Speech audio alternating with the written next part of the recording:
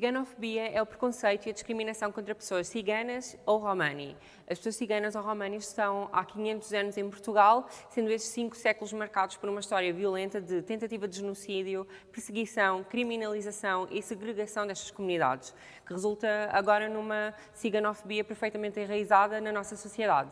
A população cigana continua a ser abandonada à margem da sociedade pelo próprio Estado e essa marginalização mantém-se com a fabricação de receios, conflitos e estereótipos vindos da ignorância da população geral sobre pessoas ciganas, que acabando por vê-las como pessoas completamente distintas e distantes de nós.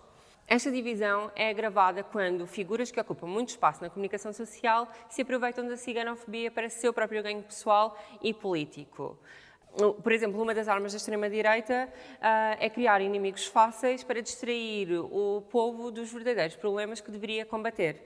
E uma comunidade historicamente perseguida e posta de parte é um alvo super fácil. Então criam medos, alimentam estereótipos, apelam ao conflito e espalham mentiras sobre o povo cigano.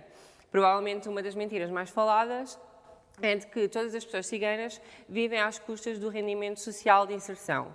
Primeiro, uma parte sobre o rendimento social de inserção. O RSI, o propósito do RSI é tentar ajudar pessoas que vivem em condições de pobreza extrema a terem uma vida minimamente digna. E no ano passado, 210 mil pessoas beneficiavam deste apoio e recebiam um valor médio de 119 euros, sendo que cerca de um terço dessas pessoas eram menores de idade.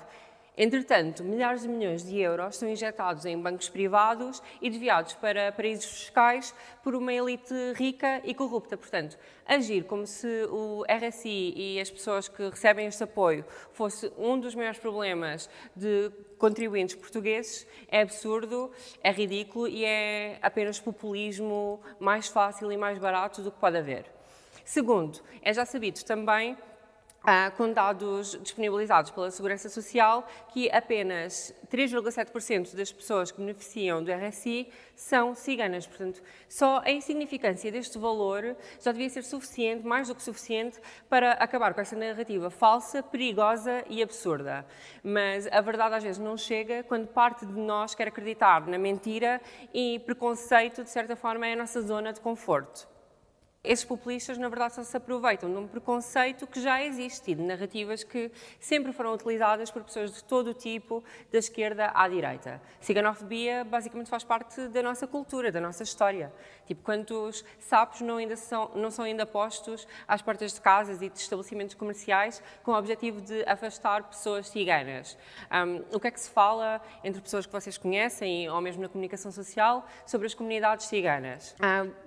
Podemos falar sobre exemplos concretos, recentes também, situações concretas que aconteceram. Por exemplo, em 2017, a comunidade romani que vivia em Santo Aleixo da Restauração acordou com morte aos ciganos pintado pelas paredes dessa terra que também é sua. E ainda desenvenenaram um cavalo, incendiaram uma igreja, casas e carros, puseram caixões às portas das casas e atiraram explosivos para os seus quintais.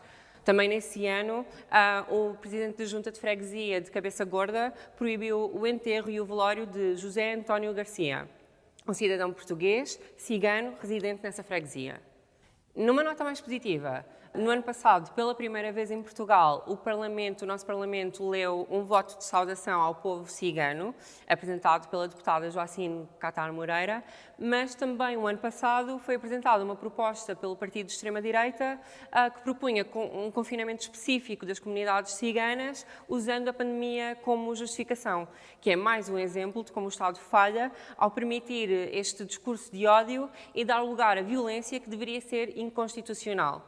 Mas o problema destas formas de opressão é que não se reduzem a estas situações concretas, como estas que têm algum mediatismo ou outras que vocês podem conhecer da vossa vida pessoal. São problemas estruturais, esta estrutura em que vivemos a sociedade portuguesa, o Estado português.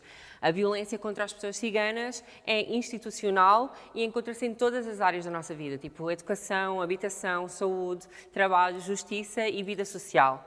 Por exemplo, um estudo de 2009 feito pela Rede Antipobreza Concluiu que as pessoas ciganas vivem em média menos 18 anos que as pessoas não ciganas e identificou como fatores responsáveis a pobreza, a marginalização, a falta de condições habitacionais e a falta de acesso a serviços sociais e de saúde. O Estudo Nacional sobre as Comunidades Ciganas de 2014 indicou também que 27,5% de ciganos portugueses vivem em barracas ou tendas e, segundo dados da Comissão Europeia contra o Racismo e a Intolerância, 90% das crianças ciganas abandonam a escola antes de concluírem o ensino obrigatório.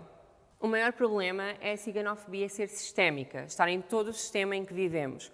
Mas, como já disse no segundo episódio, o sistema é feito por pessoas e são pessoas que o podem e devem mudar. Somos todos nós que podemos e devemos reconhecer a nossa ciganofobia, levar outras pessoas a reconhecer a sua e combatê-la. Combater esta caracterização negativa que pessoas fazem de como pessoas ciganas vivem, de como se apresentam, de como se comportam, sem sequer conhecerem de perto a realidade de ninguém da etnia cigana e reduzindo assim toda uma etnia bem diversa a estereótipos que resultam de séculos de exclusão e de perseguição. Talvez o papel mais importante que podemos ter, embora eu acho que tudo o que fazemos neste sentido seja importante, é o de exigir alterações estruturais a quem tem o poder de as fazer. Devemos exigir uma divulgação responsável da história das comunidades ciganas em Portugal, idealmente em que o Estado assuma as suas responsabilidades históricas na sua perseguição e marginalização. Devemos lutar por políticas integrativas no sistema educacional que combatam o abandono e insucesso escolar e também, principalmente, talvez, no direito à habitação digna, lutar por políticas que promovam o apoio a comerciantes ciganos e à promoção da cultura cigana e por políticas equitárias que combatam a desigualdade de acessos e oportunidades no mundo de trabalho que pessoas ciganas ou romani enfrentam. Somos todos nós que devemos desconstruir o raciocínio de alguém que se baseia no comportamento de uma determinada pessoa ou grupo de pessoas ciganas para rotular e condenar toda uma etnia, quando literalmente ninguém faz isso com pessoas brancas.